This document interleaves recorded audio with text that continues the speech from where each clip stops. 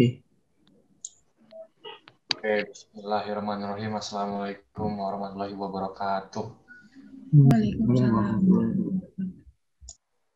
Salam sejahtera untuk kita semua. Om Swastiastu, Namo Buddhaya, salam kebajikan, salam rahayu, dan salam tetap sehat semuanya, teman-teman.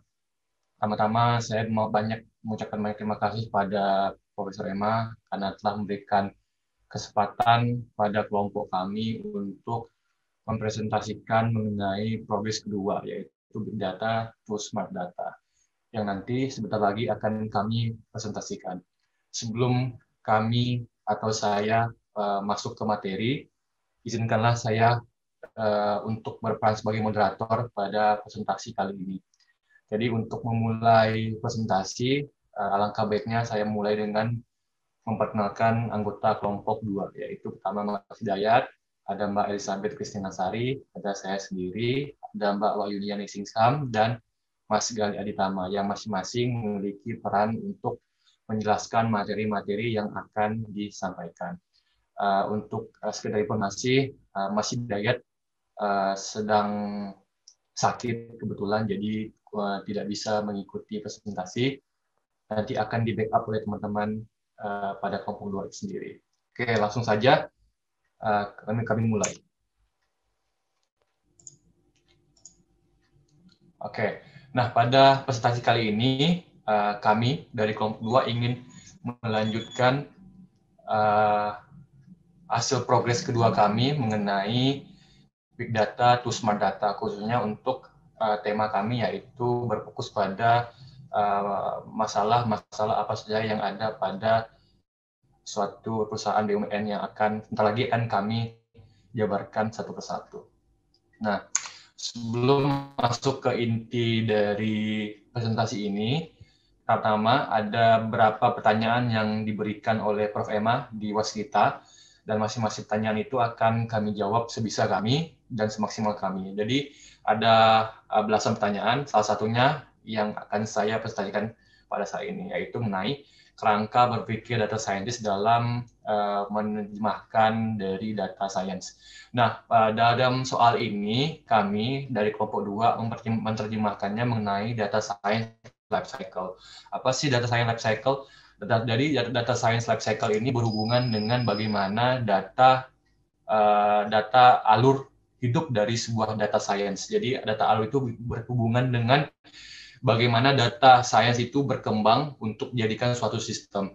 Dalam data science life cycle yang kami rangkum menggunakan sumber dari Intopad, ada beberapa poin yang akan saya bahas. Pertama yaitu farming the problem, ada collecting data, processing the data, exploring the data, analyzing the data, dan consolidating result. Yang masing-masing poin ini akan diterjemahkan atau seperti dilakukan atau dihandle oleh beberapa sistem pakar yang terlampir pada slide, yaitu ada data analysis, data analyst, data engineer, ada AI expert.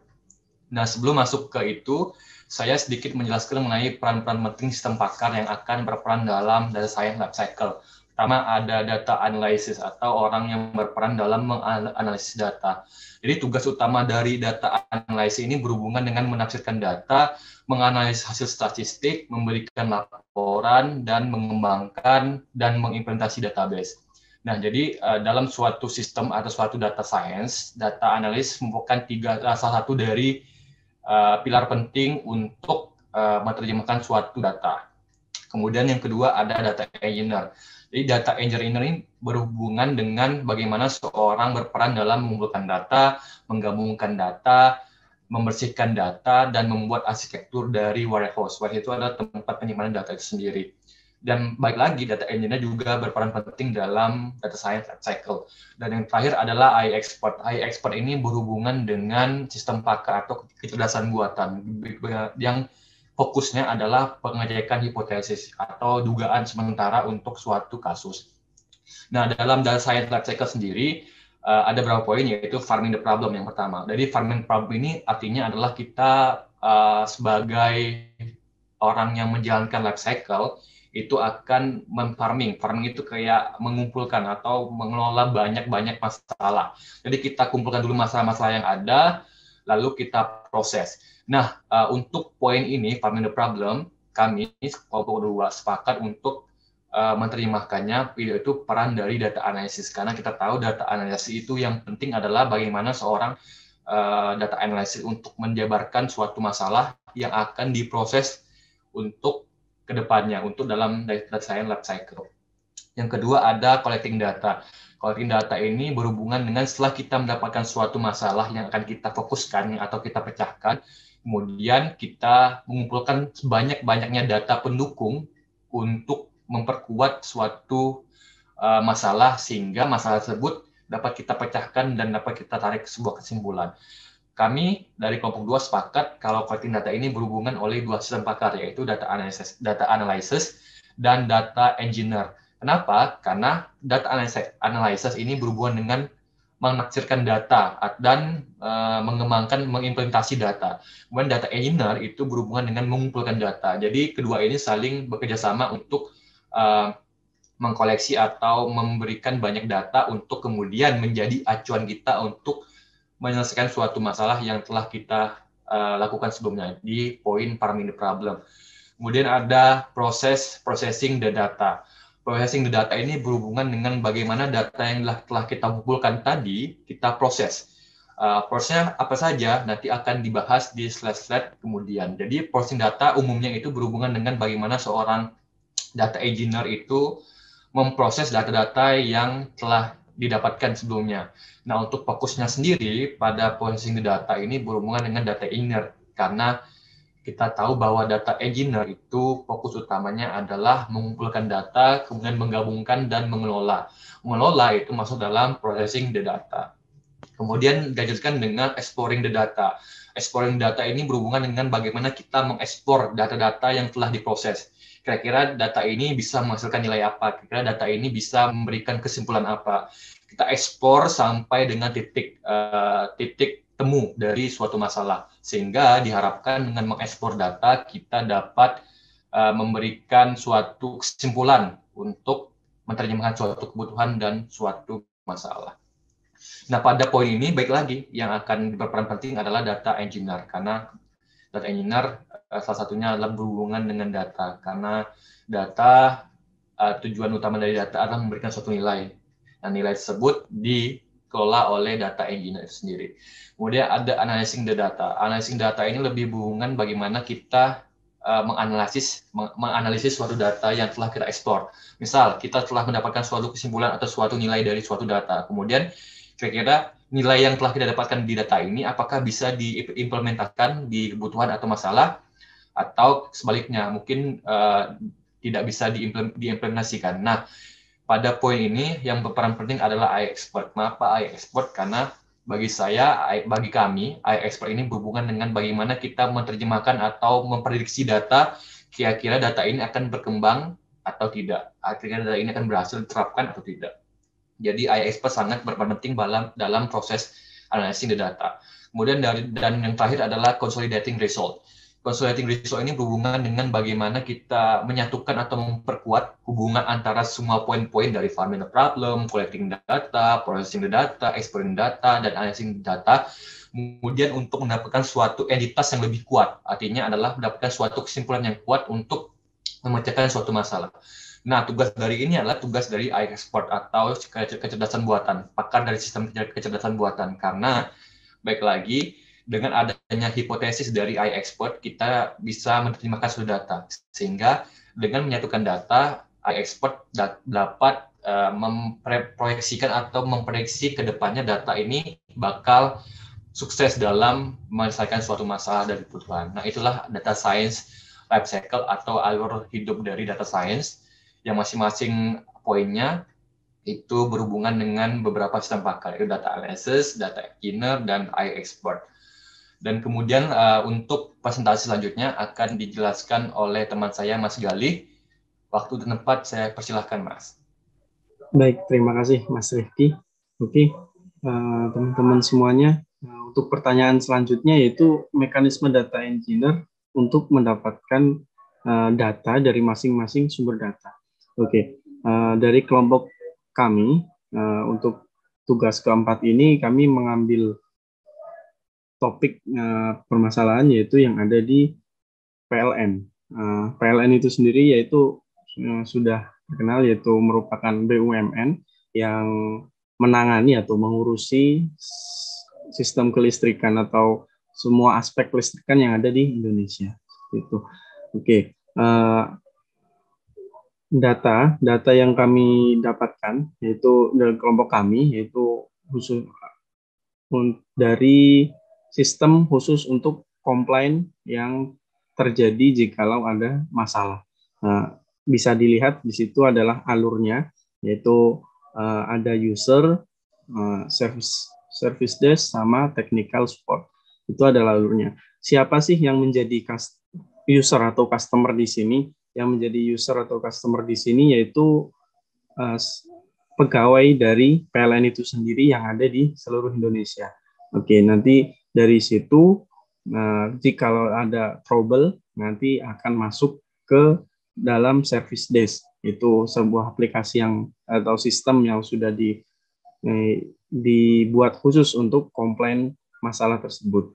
Setelah itu, setelah masalah atau komplain itu tadi masuk ke dalam sistem tersebut, nanti akan langsung ditangani oleh technical support seperti itu. Oke, selanjutnya Mas Rifki. Oke. Pertanyaan selanjutnya yaitu aspek-aspek apa saja sih yang dalam konsep big data yang sudah terpenuhi dan upaya apa yang telah dilakukan dalam rangka memenuhi aspek kriteria big data. Oke, di sini kami menerapkan yaitu yang namanya 5V. Tapi sebelumnya aspek-aspek big data itu ada 3V. Namun setelah berjalannya waktu itu bertambah menjadi 5V. 5V itu apa aja sih? Yaitu yang ada di slide kali ini, yaitu ada volume, velocity, variety, veracity, sama value. Oke, mungkin saya akan menjelaskan satu persatu. Yang pertama ada volume. Nah, volume yaitu merupakan aspek yang berkaitan dengan jumlah banyaknya data yang dihasilkan. Untuk yang itu mungkin Mas Rifki bisa langsung ke contohnya. Oke.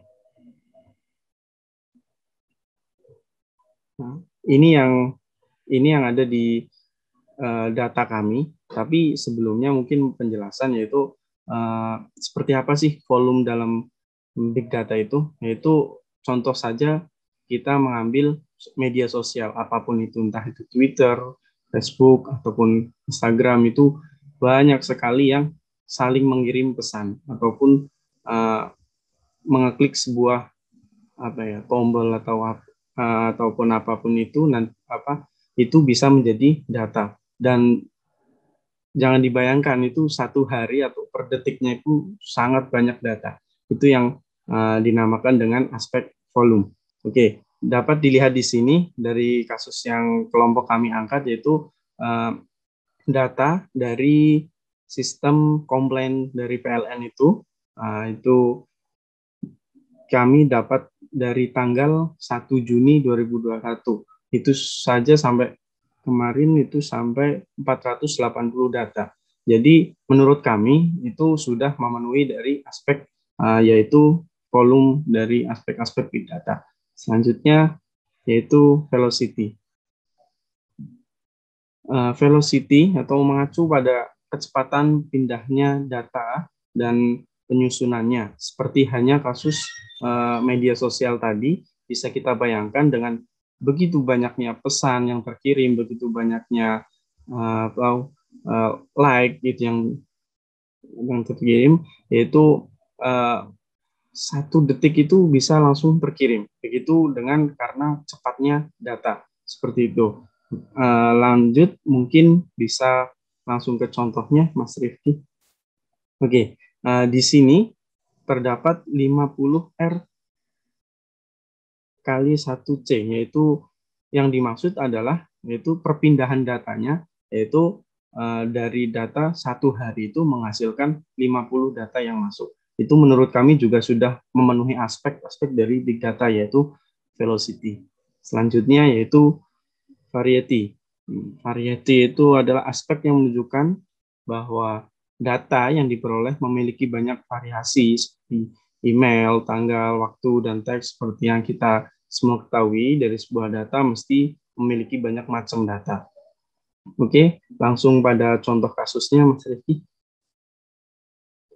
Oke, terlihat teman-teman semuanya itu di situ tertera banyak sekali tipe data. Ya, yaitu ada teks, ada angka, email, dan yang lain-lain. Ini hanya sebagai contoh saja. Oke, lanjut ya, yang variety. Oke, nah, apa sih variety? Yaitu mengacu pada sisi keakuratan atau validitas data tersebut gitu. Seperti yang kita ketahui bahwa kualitas data sangat penting dan berpengaruh karena dapat menjadi tolak ukur untuk dapat dipercaya atau tidaknya sebuah data.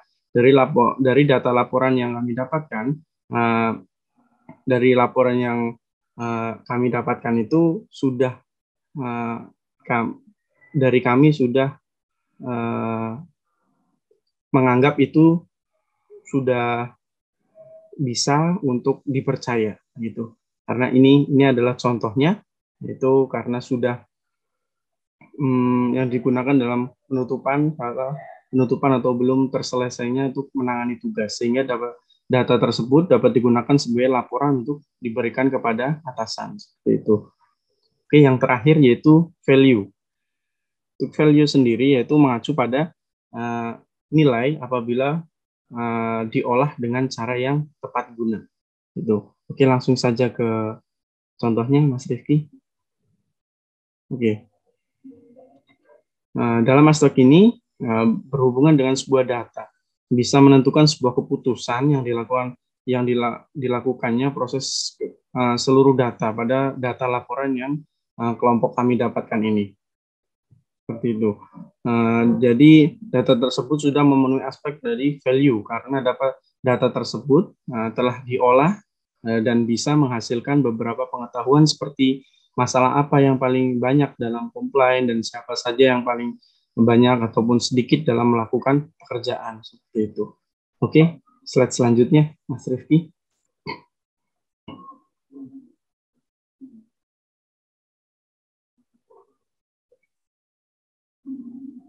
Oke, di pertanyaan selanjutnya yaitu ada proses pre-processing apa saja sih yang dilakukan dan tunjukkan hasilnya, atau bagaimana mengkonversi ragam data yang bisa jadi tidak sama standarnya pada setiap sumber. Oke, pada kali ini kelompok kami yaitu menggunakan 4 proses untuk pre-processing ini. Sebelumnya yaitu kenapa kok harus ada pre-processing ini? Karena itu pertumbuhan yang sangat pesat dari akumulasi data telah menciptakan kondisi di mana data berlimpah tapi informasinya itu sedikit. Data pre-processing merupakan salah satu metode untuk mengatasi masalah tersebut.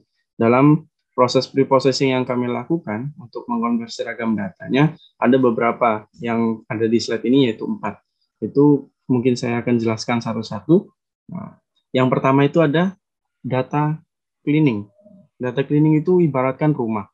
Sistem terutama yang memiliki data yang besar dapat mempunyai data yang rusak. Ya, yang jika dibiarkan, data yang rusak tersebut akan mempengaruhi kinerja dari sistem tersebut. Karena hal tersebut, data tersebut harus dibersihkan. Dan di dalam data yang dinamakan dengan data cleaning, yang mana jika masih ada data yang rusak atau masih berantakan, maka akan mempersulit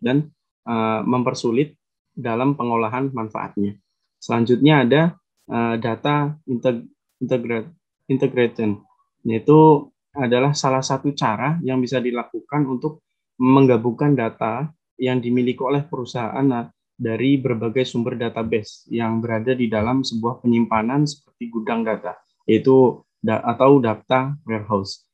Yang ketiga ada data reduction. Data reduction memiliki konsep yaitu mengurangi data, bukan berarti menghilangkan semua data, namun hanya menghilangkan data yang kurang penting dan hanya mengambil data yang bermakna saja. Tujuannya agar kita cepat mengakses data untuk dianalisis, seperti itu.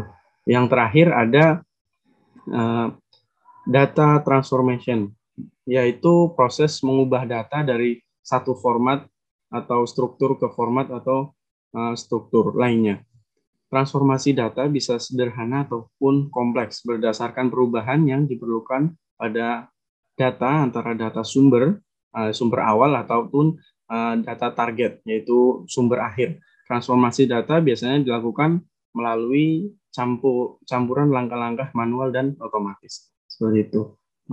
Selanjutnya. Oke. Selanjutnya yaitu proses memilah, memilih, dan mengelompokkan terhadap data tersebut. Oke, di sini kami mengambil masalah, yaitu ada dua yang kita sepakati. Yang pertama, ada masalah apa saja yang banyak dikomplain oleh user atau customer. Untuk field-nya sendiri, ini bisa dilihat di sini, itu ada insiden, priority name, case owner, unit level 1, dan unit level 2, summary, source, call type, dan yang lain-lain. Seperti itu. Oke, next untuk masalah yang kedua. Yang kedua itu yaitu rincian IT support, atau yang tadi dalam pertama itu yaitu technical support. Siapa sih technical support yang banyak menyelesaikan kasus komplain dari si user?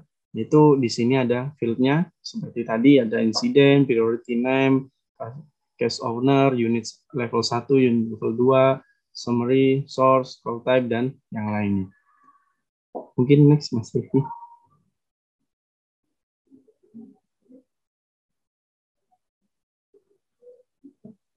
Oke, slide selanjutnya saya berikan waktu kepada Mbak Wahyunia. Waktu dan tempat saya persilahkan. Baik, terima kasih atas kesempatan yang diberikan kepada saya. Di sini saya akan menjelaskan pada poin bagaimana mengantisipasi dampak negatif jika ada dari setiap tahapan dalam alur kerangka berpikir. Dampak negatif yang dimaksud yaitu dampak negatif pada data cleaning. Adapun data cleaning tadi sudah dijelaskan sebelumnya oleh teman saya. Yang dilakukan dalam proses data cleaning yaitu membersihkan data yang isinya double. Maksudnya file yang mempunyai isi dan arti yang sama. Maka salah satunya dapat dihapus agar data tidak double. Sebelum saya memaparkan bagaimana cara mengantisipasi dampak negatifnya, saya akan menjelaskan dampak negatif dari proses cleaning terlebih dahulu. Yang pertama, ada kesalahan input, yaitu terjadi akibat kesalahan dalam pengetikan, perhitungan, atau salah dalam membaca. Dampak yang berikutnya yaitu data hancur atau rusak. Contohnya, sebuah sensor menghasilkan data yang valid, namun data hancur dalam perjalanan ke tempat penyimpanan. Hal tersebut bisa saja terjadi akibat format data eksklusif tidak dapat dibaca oleh program yang berbeda. Kemudian, dampak duplikat terjadi ketika awal pengumpulan data. Bisa jadi data yang diperoleh dari berbagai sumber, sehingga ada kemungkinan besar data tersebut ada yang duplikat. Kemudian dampak berikutnya yaitu kekurangan standarisasi. Untuk mencapai hasil yang benar, hal yang wajib dilakukan adalah semua data yang serupa harus diwakili dengan input yang sama. Kemudian dampak negatif yang berikutnya yaitu kebijakan terkait data. Terdapat beberapa kebijakan dari perusahaan yang tidak mengizinkan beberapa data perusahaan untuk dipublish. Terkait dengan kebijakan ini, data yang kami peroleh dari perusahaan, ada beberapa yang harus di-blur untuk menjaga privasi perusahaan. Di antaranya alamat email yang akan ditampilkan pada slide berikutnya. Oke, next, Mas. Pada poin berikutnya itu jelaskan macam skenario-nya atau perlakuannya. Pada proses cleaning yang kami lakukan yaitu membersihkan data yang isinya double, maksudnya yang mempunyai isi dan arti yang sama. File salah satunya bisa dihapus agar data tidak double. Contohnya pada kolom status dan kolom status alias. Pada kolom status alias, kolom tersebut memiliki makna yang sama. Maka dari itu, kita akan menghapus salah satu kolom.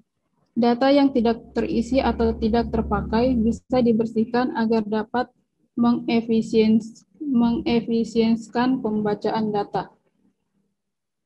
Nah, pada proses cleaning, ada beberapa metode yang dapat digunakan untuk mengatasi dampak negatifnya. Yang pertama ada data removal. Pada metode ini, untuk nilai yang hilang, lebih baik untuk menyelidiki alasan kenapa nilai data tersebut hilang.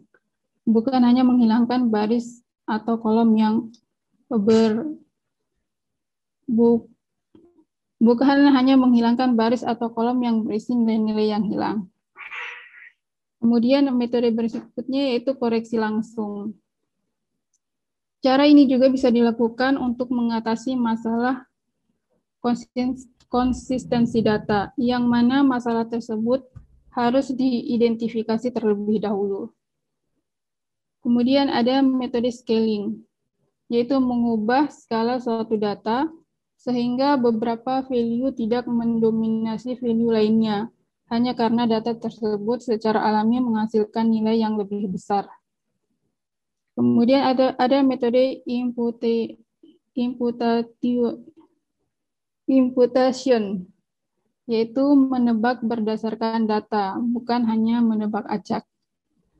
Kemudian ada metode hot baking, yaitu mengisi nilai-nilai yang hilang dengan secara acak, memilih nilai yang sudah ada sebelumnya.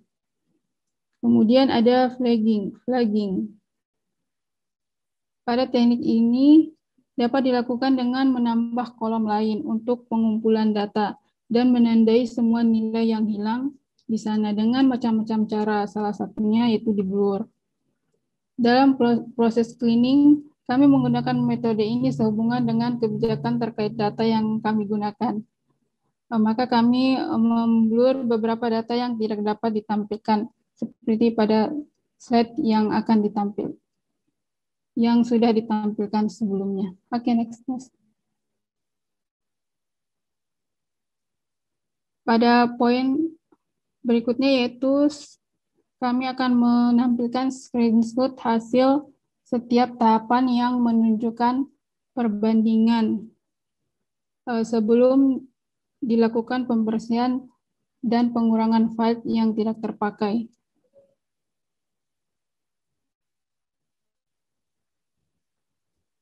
Seperti yang telah ditampilkan, ini adalah file sebelum dilakukan proses cleaning. Di sini ada beberapa file yang ada beberapa kolom yang di blur, seperti yang sudah dijelaskan sebelumnya. Next. Pada file yang belum dilakukan proses cleaning terdapat 58 kolom. Next aja, Mas.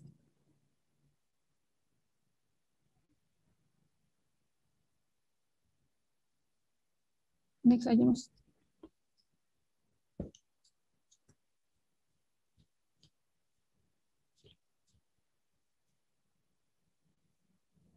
Oke, next.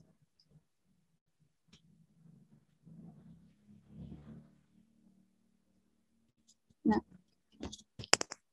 kemudian kami akan menampilkan screenshot dari setiap tahapan setelah dilakukan proses cleaning atau sesudah dibersihkan untuk menunjukkan perbandingannya. Di sini dapat dilihat ada beberapa kolom yang telah dihilangkan, yang tadinya terdapat 58 kolom, Kemudian setelah dilakukan proses cleaning, maka tersisa 23 kolom. Next, Mas.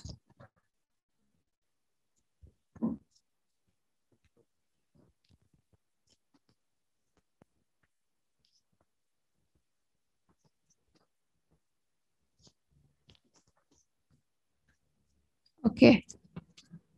Beberapa file seperti yang sudah ditampilkan, ada beberapa kolom yang dihilangkan, antara lain adalah kolom SLA level 1, 80%, SLA level 1, SLA level 2, SLA level 3, dan lain-lain. Alasan kenapa beberapa kolom tersebut dihilangkan, karena isi pada file tidak ada atau kosong. Dan seperti yang telah diketahui, file tersebut tidak bisa digunakan untuk menganalisis. Oke, sekian pemaparan dari saya. Pemaparan selanjutnya akan dilakukan oleh Mbak Elis. Pada Mbak Elis, dipersilakan.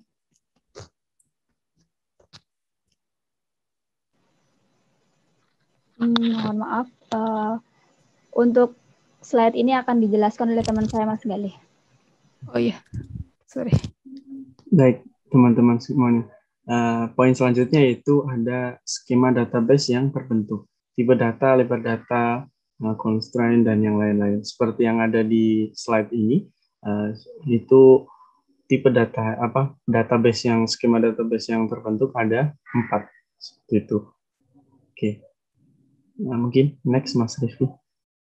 Oke, di sini saya akan menjelaskan ini adalah beberapa tipe-tipe data dan lebarnya yang ada pada data kami, yaitu untuk kasus yang kami angkat ini. Oke, untuk tipe datanya yaitu ada integer, varchar, teks seperti itu. Untuk integer sendiri yang sudah teman-teman semua ketahui adalah tipe data numerik yang bisa digunakan apabila bertemu dengan bilangan bulat seperti 1, 2, atau 27, 100, dan yang lainnya. Bilangan ini juga mengenal nilai positif dan negatif. Terus ada tipe data varchar. Adalah tipe data karakter string. Varchar dan varchar itu sebenarnya sedikit berbeda dengan char, yaitu perbedaannya ada pada tempat atau proses penyimpanannya. Yaitu. Kemudian ada tipe data teks. Tipe data tersebut yang digunakan untuk menyimpan karakter yang lebih besar. Tipe data teks terdiri dari teks entah itu huruf kapital ataupun huruf kecil dan tidak mengenal dan membedakan antara huruf besar dan huruf kecil seperti itu. Lalu di sini ada yang di dalam kurung itu ada angka 10, 30, 350. Itu apa sih? Ini adalah lebar dari tipe data tersebut. Itu aja. Contohnya ada integer dalam kurung 10 berarti integer lebar datanya 10 seperti itu. Oke, next Mas Rifki. Selanjutnya yaitu formulasi, rumus, atau algoritma yang kita gunakan pada kasus ini. Pada kasus ini, kelompok kami menggunakan algoritma yaitu bubble sort. Apa sih algoritma bubble sort itu? Algoritma ini merupakan algoritma pengurutan sederhana dan biasanya dipelajari sebagai pokok bahasan seputar pengurutan. Nah, algoritma bubble sort ini merupakan proses pengurutan yang secara berangsur-angsur berpindah ke posisi yang tepat, karena itulah nama dari algoritma ini yaitu bubble, yang artinya gelembung. Algoritma ini akan mengurutkan data dari yang terbesar ke yang terkecil, yaitu atau ascending, atau sebaliknya, yaitu dari yang terkecil sampai yang terbesar. Secara sederhana, bisa didefinisikan algoritma bubble sort ini adalah pengurutan dengan cara pertukaran data dengan data yang di sebelahnya secara terus-menerus sampai data tersebut urut seperti itu. dalam implementasinya ke dalam tugas ini atau ke dalam kasus ini, yaitu kelompok kami mengurutkan di mana sih banyak ataupun user itu sering komplain tentang hal apa sih. Nah, seperti itu. Dan implementasinya juga seperti tadi yang kasus yang kami angkat, yaitu ada 2. Yang satu yaitu algoritma untuk menentukan masalah yang sering muncul, dan yang satunya yaitu untuk siapa technical support yang sering menjawab pertanyaan-pertanyaan atau komplain-komplain dari user. Oke. Next, Mas Rifki. Oke, selanjutnya akan dijelaskan oleh teman saya, Mbak Inis. Terima kasih. Waktu dan tempat saya persilakan. Terima kasih untuk waktunya Mas Galih dan teman-teman semuanya yang sudah menjelaskan beberapa poin di awal tadi. Di sini saya akan menjelaskan mekanisme dan beberapa poin yang berhubungan dengan penjelasan query, sehingga dari hasil tersebut nanti bisa kita dapatkan sebuah pengetahuan. Poin yang pertama tentang mekanisme mengentrikan data ke database yang terbentuk. Mekanisme mengentrikan data tersebut diawali dengan mempersiapkan sebuah file yang pada Microsoft Excel ya.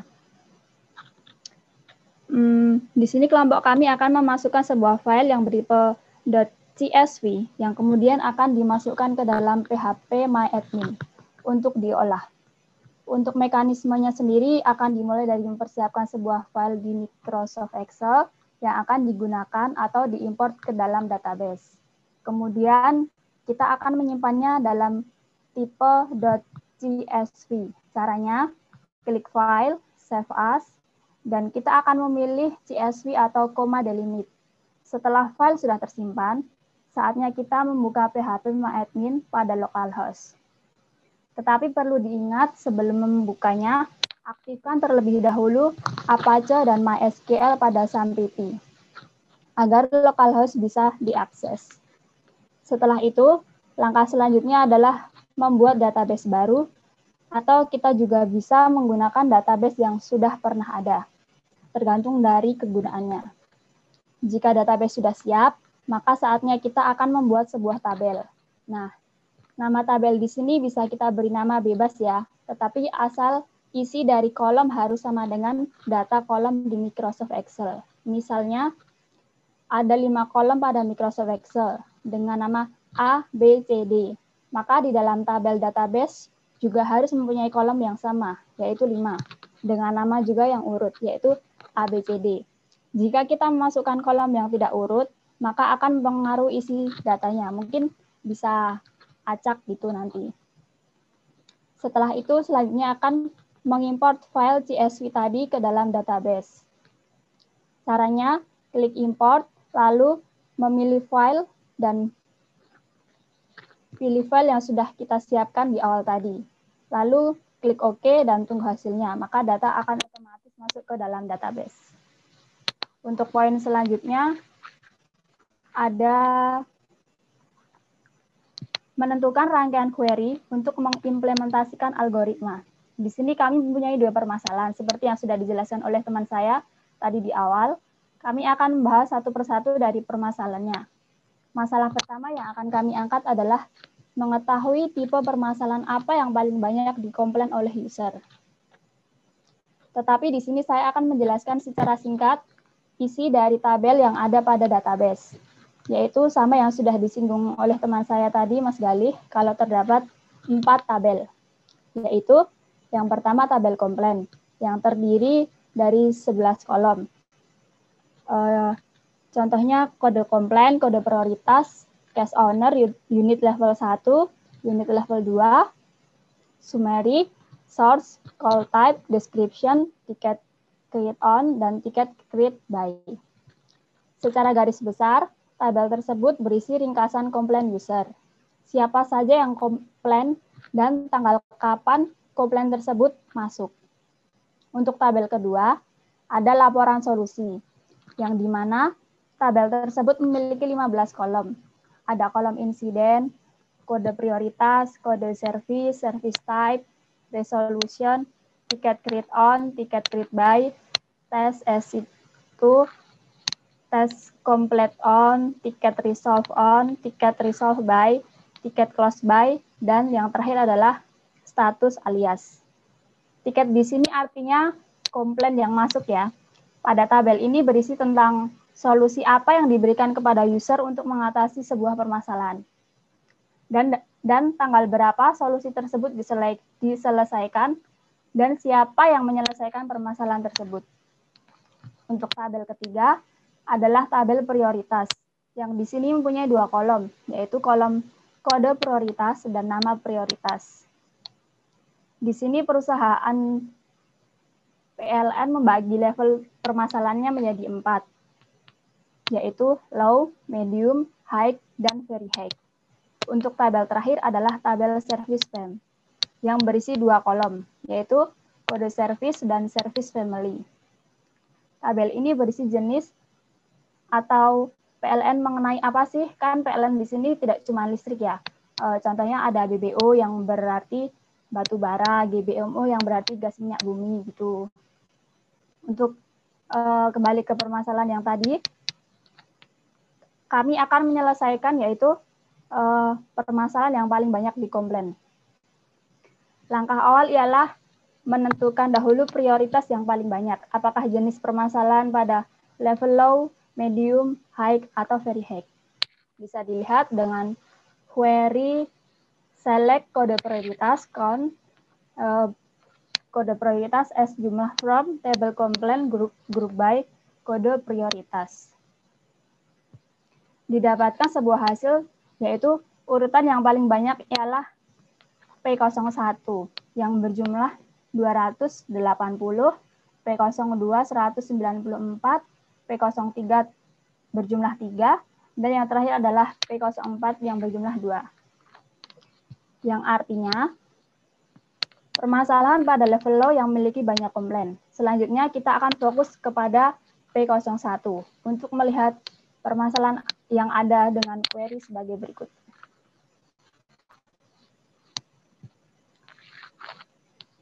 Bisa dilihat query-nya select incident, kode prioritas, service type, ticket create on, from tabel laporan solusi, where kode prioritas sama dengan P01 karena kita fokusnya untuk mencari permasalahan apa sih yang paling banyak pada prioritas 01.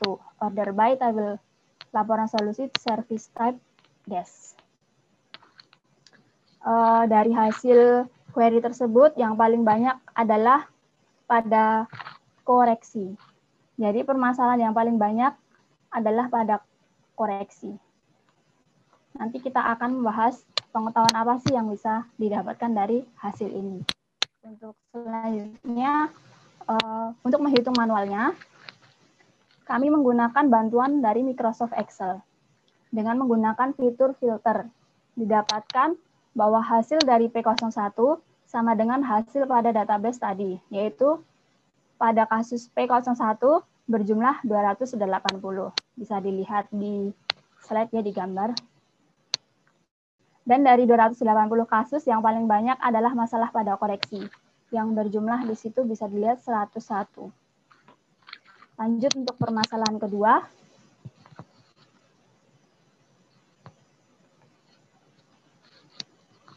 Untuk permasalahan kedua yaitu mencari technical support yang paling banyak memberikan solusi dengan cara mengimplementasikan query sebagai berikut. Select ticket resolve by, count ticket resolve by as jumlah from tabel laporan solusi group by ticket resolve by. Hasil dari query tersebut adalah yang paling banyak bisa dilihat adalah Muhammad Prahasetya yang bisa menyelesaikan sebuah kasus berjumlah 53 kasus. Dan tidak hanya itu saja yang bisa kita dapatkan, dari hasil ini bisa kita ketahui bahwa siapa sih yang paling sedikit menanggapi sebuah email atau yang hanya bisa memberikan balasan yang paling sedikit. Di situ ada 4 orang ya.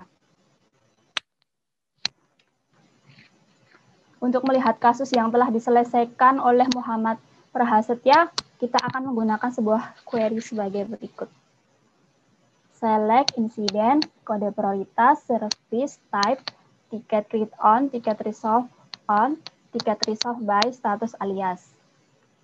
From tabel laporan solusi, where ticket resolve by Muhammad Prahasetya.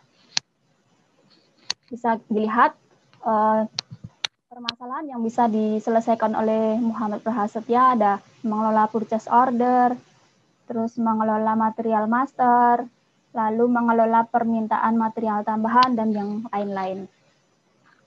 Next. Untuk perhitungan manualnya sama seperti permasalahan yang awal tadi, bisa dilihat bahwa Muhammad Prahasetya bisa menyelesaikan 53 kasus komplain. Dan di sini ada service step-nya tadi ya yang diselesaikan oleh Muhammad. Untuk slide selanjutnya ada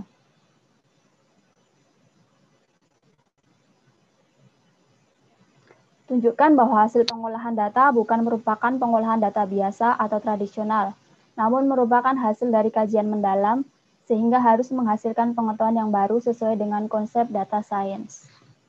Sesuai dengan solusi yang telah diberikan oleh technical support pada perusahaan, dan dari hasil implementasi query tadi, prioritas yang sering bermasalah pada level low. Dan untuk masalah detailnya adalah pada masalah koreksi. Dari hasil pengetahuan tersebut, bisa dilakukan sebuah strategi untuk meningkatkan ketelitian pada tiap karyawan dalam bekerja, atau dalam menggunakan sistem perusahaan untuk melayani customer agar lebih maksimal dalam bekerja. Untuk permasalahan yang kedua, menentukan technical support yang paling banyak menyelesaikan komplain. Didapatkan sebuah hasil yang berguna untuk mengetahui melihat siapa yang paling paham akan permasalahan komplain dan cepat untuk menyelesaikannya. Selain itu, diketahui bahwa ada yang paling sedikit melakukan reply email untuk menyelesaikan komplain. Pengetahuan tersebut bisa dilakukan sebuah strategi untuk memberikan arahan dan ilmu teori kepada technical support yang hanya bisa menyelesaikan komplain paling sedikit, agar bisa memecahkan suatu permasalahan dengan cepat dan tanggap.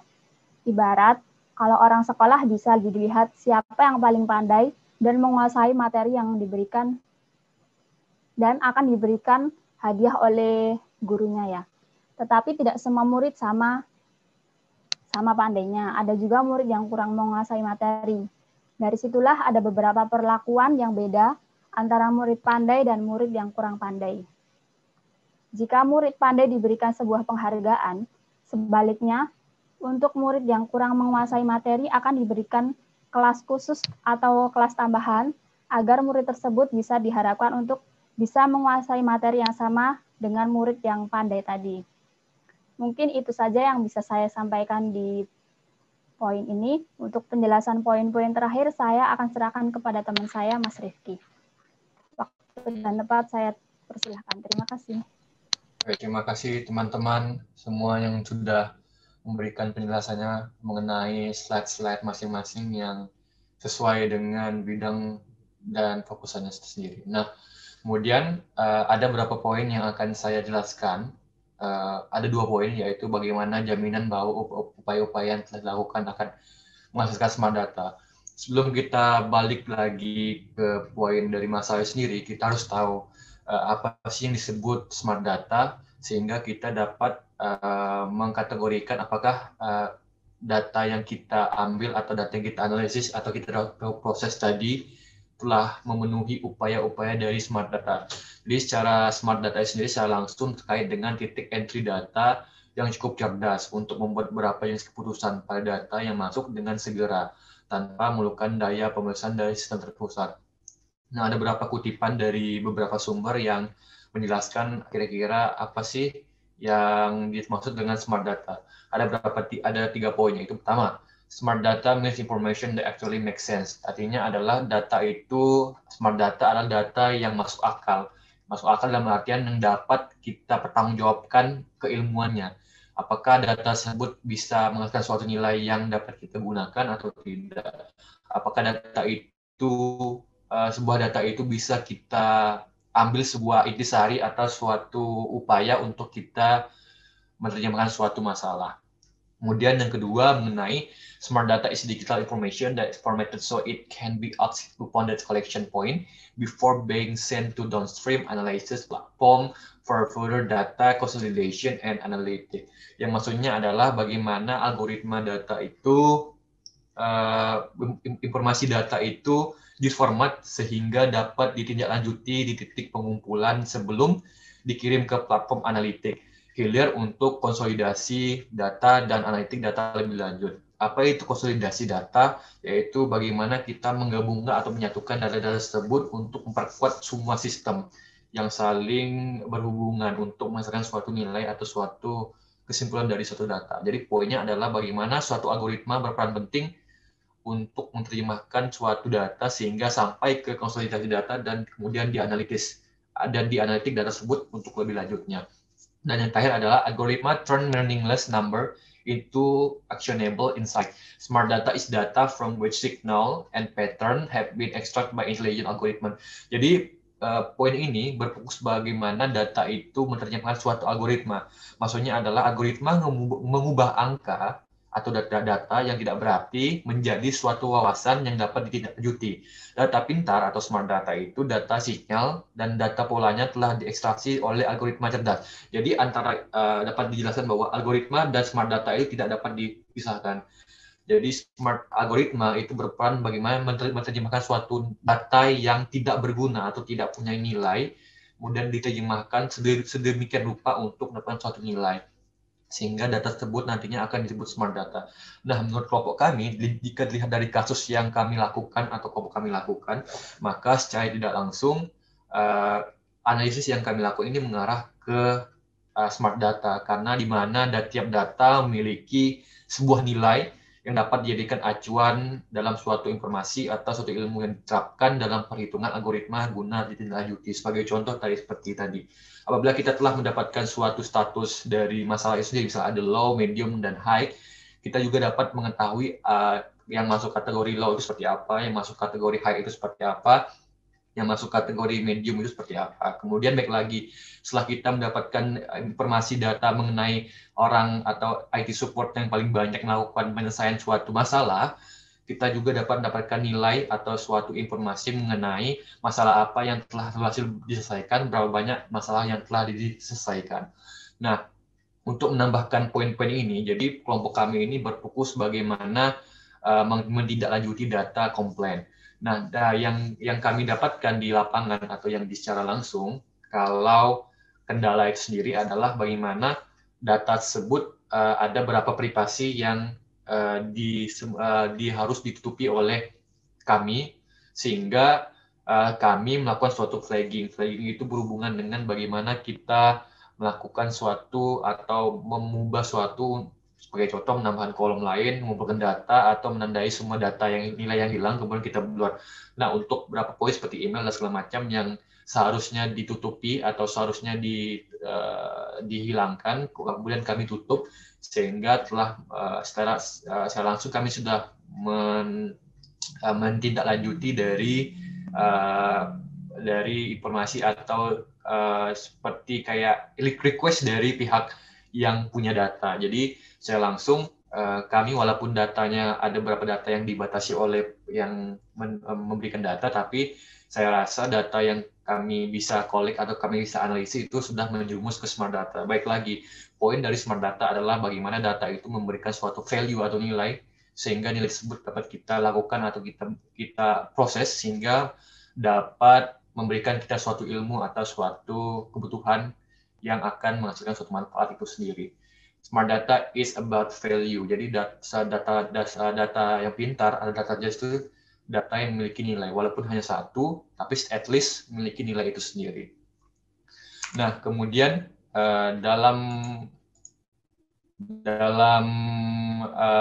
untuk kedepannya, kira-kira misalnya ada teman-teman atau orang-orang yang menonton video ini yang tertarik untuk meneliti atau melanjutkan penelitian kami, itu bisa mempertimbangkan beberapa saran yang kami berikan. Yaitu menurut kelompok kami ada field yang belum bisa digunakan dalam pengembangan data seperti masalah waktu, Nah, sebagai saran untuk kedepannya perusahaan dapat memisahkan tanggal dan waktu secara terpisah agar peluang yang bisa dilakukan analisis semakin luas. Jadi poin ini kami tujukan untuk pihak perusahaan atau yang memberikan data, setidaknya untuk data yang lebih akurat atau yang lebih enak dianalisis. Jadi untuk kedepannya, terutama masalah waktu itu bisa dipisahkan antara tanggal dan waktu, sehingga kami bisa mengurutkan kira-kira tanggal berapa sih yang paling banyak komplain, kira-kira kapan sih yang banyak komplain gitu. Jadi kita bisa galik atau kita ekspor lagi data untuk lebih kita perdalami. Kemudian sehingga diharapkan untuk penelitian selanjutnya dapat mengetahui pada waktu, tanggal, dan jam berapa komplain masuk terkait masalah sistem. Apakah di waktu jam kerja, misalnya apakah waktu istirahat atau jam malam, agar menghasilkan sebuah pengetahuan untuk karyawan jam berapa dalam memaksimalkan kerjanya. Baik lagi dengan adanya pembagian atau pendetailan data dari masalah waktu, dari tanggal dan waktu itu dipisah, nanti diharapkan untuk penelitian selanjutnya itu bisa lebih dalam mengeksplor. Contohnya mengeksplor kira-kira bagaimana sih waktu yang tepat untuk komplain, kira-kira waktu kamu saja sih yang banyak dikomplain, sehingga secara langsung memberikan suatu nilai atau suatu kesimpulan bahwa setiap IT support itu harus siap sedia di jam-jam yang diprediksikan banyak terdapat komplain seperti itu. Nah, untuk selanjutnya sudah selesai dari presentasi dari kelompok kami. Sekian dan terima kasih. Mohon maaf jika banyak kekurangan dan banyak hal-hal yang kurang. Kami mohon maaf sebelumnya, dan terima kasih pada teman-teman yang nonton ini, dan terima kasih terutama kepada Prof. Emma yang telah memberikan kami kesempatan untuk mempresentasikan hasil kerja progres kedua kami.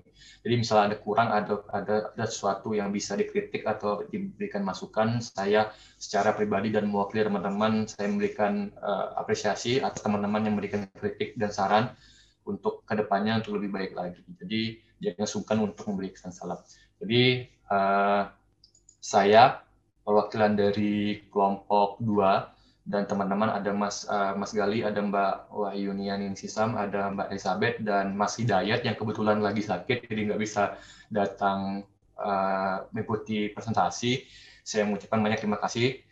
Terima kasih atas kerjasamanya. Semoga ilmu dan presentasi yang kita berikan ini dapat memberikan manfaat untuk kedepannya untuk teman-teman yang ingin melanjutkan penelitian, atau misalnya ada tugas yang mirip-mirip bisa dapat acuan dari yang kita kerjakan ini. Untuk mempersingkat waktu, karena sudah lama juga presentasi ini dilakukan, saya mewakili kelompok 2 mengucapkan terima kasih, dan sampai jumpa di presentasi berikutnya. Semoga presentasi ini bermanfaat. Oke, saya tutup. Terima kasih atas waktunya. Saya ucapkan wassalamualaikum warahmatullahi wabarakatuh. Terima kasih semuanya. Saya tutup.